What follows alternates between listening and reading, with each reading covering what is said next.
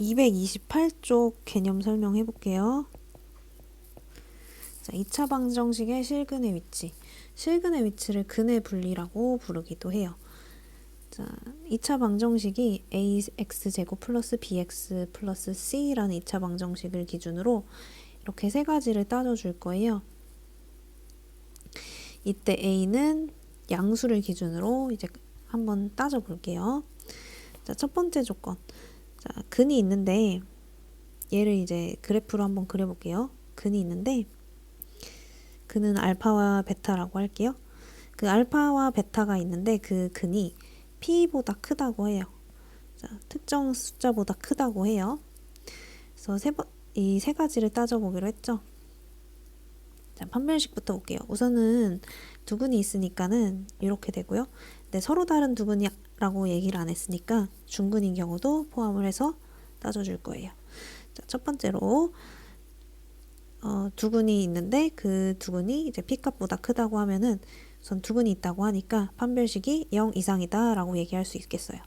자, 두 번째로 경계에서의 함수값의 부호라고 했는데 경계라고 하는 것은 이거 p처럼 이런 애를 경계라고 얘기를 하는 거거든요. 그래서 경계는 이제 p나 q 같은 애들. 앞으로 p랑 q라고 표현을 할게요. 그래서 p와 q의 함수값. 그러니까 여기인 거죠. p 함수값은 이쪽에 2차 함수를 이렇게 조금 더 그려준다면은 이제 p의 함수값은 여기 부분이 되겠죠. p의 함수값은 그럼 fp라고 할 수 있겠죠. fp는 0보다 크게 되겠어요. 0보다 크게 그림이 있겠죠. 0보다 크다. 세 번째로 이제 축의 위치를 판단하기로 했네요. 자, 축의 위치는 여기 축이 이렇게 되겠죠. 축이 p보다 크죠. 오른쪽에 있으니까는.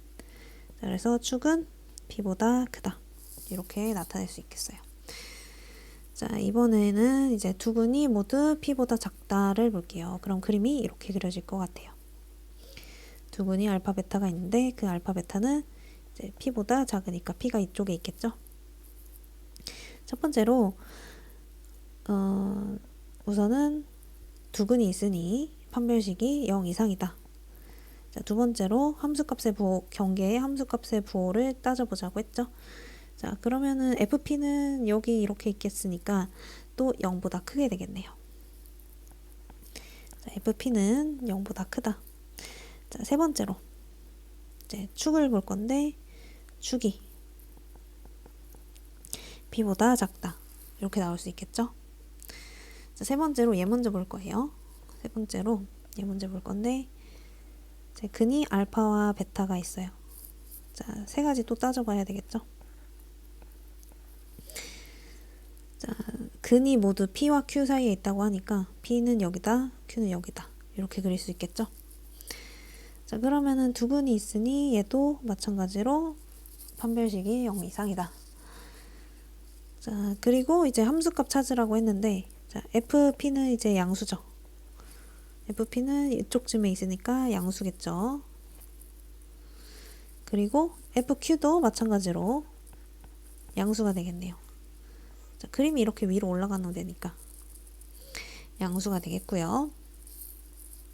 자, 이번에는 축이 p와 q 사이에 있으니까 p보다 크고 q보다 작다.